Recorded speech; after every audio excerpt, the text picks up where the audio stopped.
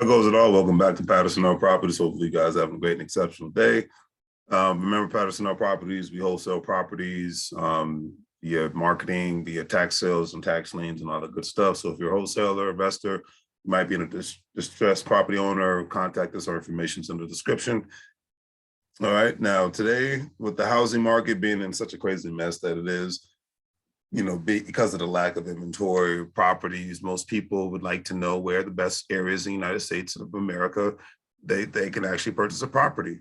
And I'm going to go over the best as far as in the year 2022, and I'm going to go over a list of different metro areas within the United States of America to purchase properties, from the East Coast, West Coast, down South, Midwest, the whole nine. All right, mostly in the South, West Coast, and the East Coast. So, go from there. All right, so let's start with Austin, Texas, which is becoming a major player in the tech space of not only the state of Texas, but in the world.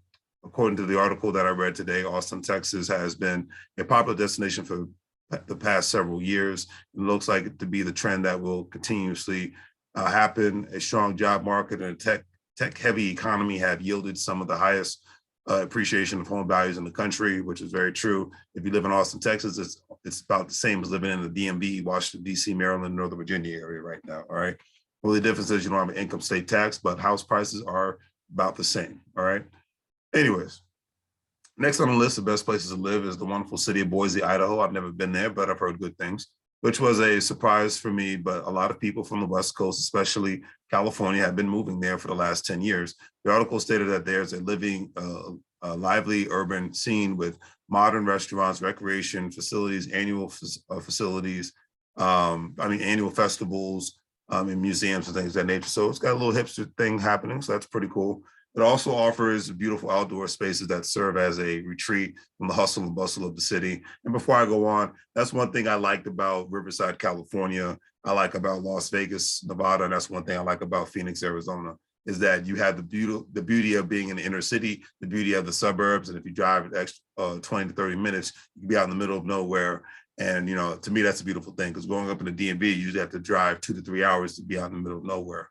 And in those areas, it doesn't take that much time. So you got the best of both worlds, in my personal opinion. But anyways, plus Boise, Idaho has a low unemployment rate of 3.5% and a thriving job market makes it a great destination for young professionals, especially with most young professionals graduating with a boatload mountains of student loan debts and other debts. Living in cheapest parts of the country just makes sense nowadays. Living in overpriced parts of the country doesn't make sense nowadays. It attracts, the article says that it attracts more people to invest in the city and making it worth your investment in the long term. So if Boise, Idaho is a place you want to check out, please do your research and go from there, family, all right? The next area to check out is Charlotte, North Carolina, which according to the article is one of the fastest growing US cities to watch in 2022. I actually been to Charlotte one time. It's a nice town, it's got a lot happening. Big banking, financial homes. So, a lot of, Charlotte, North Carolina, Raleigh, Durham, North Carolina, those are big competitors as far as metropolitan areas within the South right now, the Southern East Coast right now. So it is what it is. Those areas, Atlanta, Georgia, all of Florida, basically. You can't just name one city in Florida. It's like all Florida right now. When it comes to Charlotte, North Carolina, cost of living is about 5% below the national average, making it an attractive option for new residents. If you're looking for a property in a desirable climate, Charlotte offers all 4 seasons without extreme conditions. Also, the city's second largest financial capital after New York City, or New York State, meaning that if you're in the finance industry, Charlotte is definitely a city for you. And, and you have less taxes to deal with, so it's a beautiful thing. The article also stated that it is a growing remote city, but if you do have a commute, remote meaning it's big on remote jobs. A lot of people have moved there that lived in like Washington, D.C., New York City, Los Angeles, real expensive places where they're remote workers. Remote working is the new thing thanks to the pandemic. So I always say that's one of the best things about the pandemic. It made remote working a great thing. So now it's very common now for people to work from home, and that gives them the option to live where they want to live. And I think that's a very beautiful thing. And I commend corporate America and government entities for doing this, because it's really commended the work-life balance thing. So I'm all about that. All right. All employers that have embraced that remote working atmosphere got to give love and respect to them. So I'll leave it at that.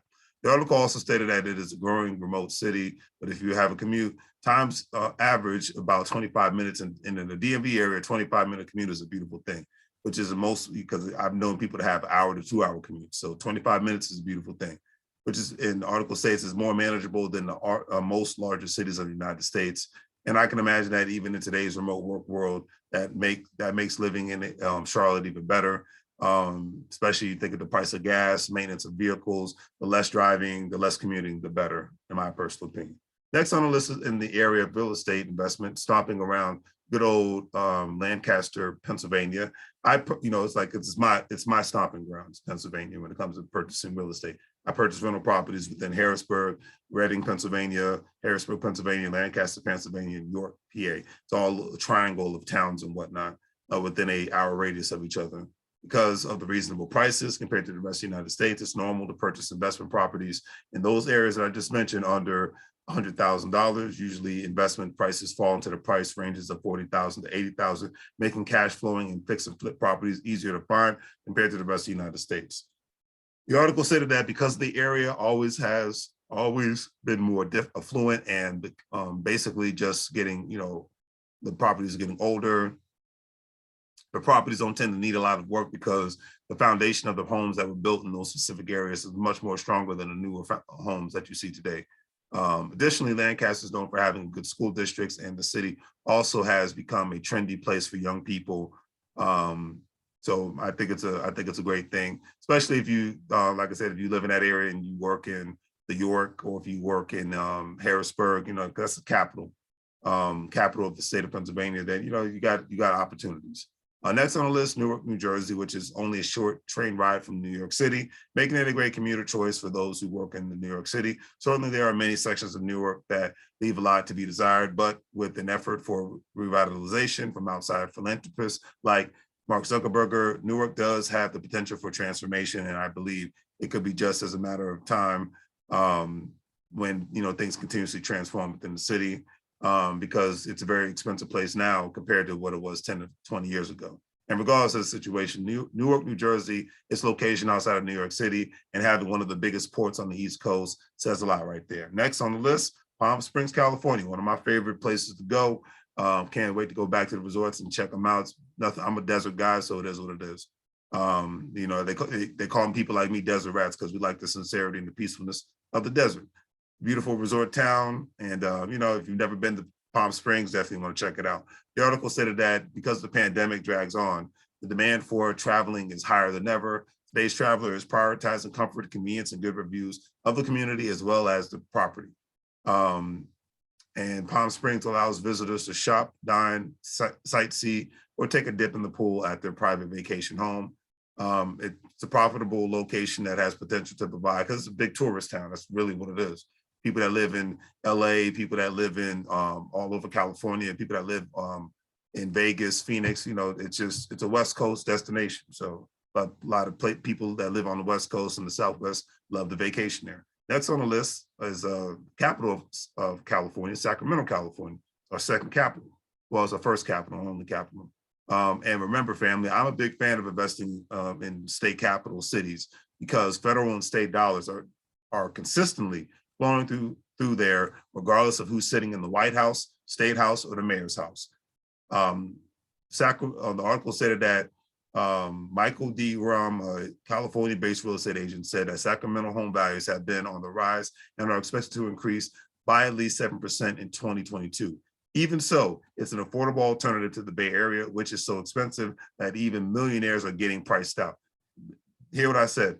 In the San Francisco, Oakland, Bay Area, millionaires are being priced out, all right? The influx of buyers from the Bay will keep the Sacramento housing market so strong for many years to come, not to mention the high quality of life in the Sacramento metro region in general.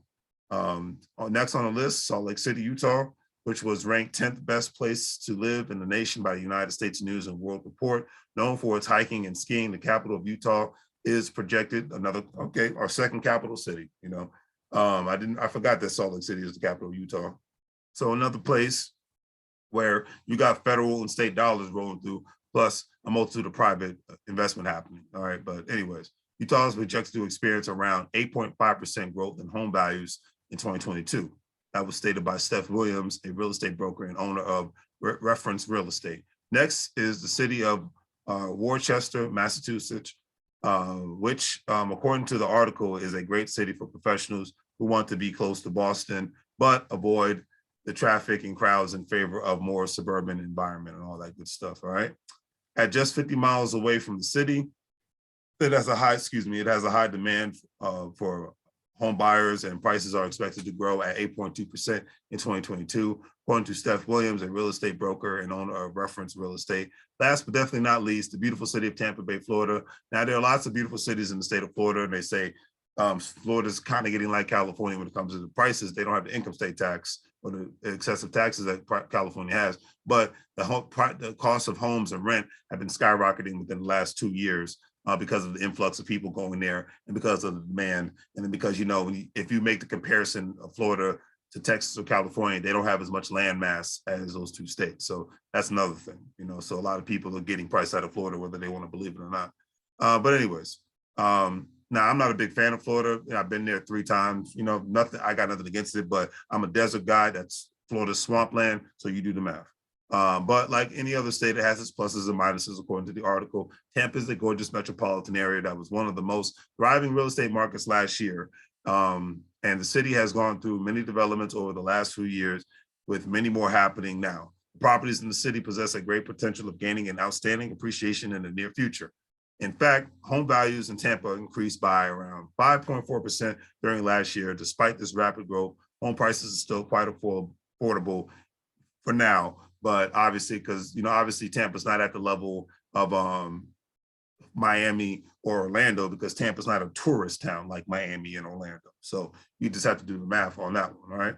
But anyways, at the end of the day, hopefully you guys enjoyed today's video. Do great 3 free things: like, share, and subscribe. Have a great day. And as I always say, make money moves, or you're gonna live like a fool. Take care.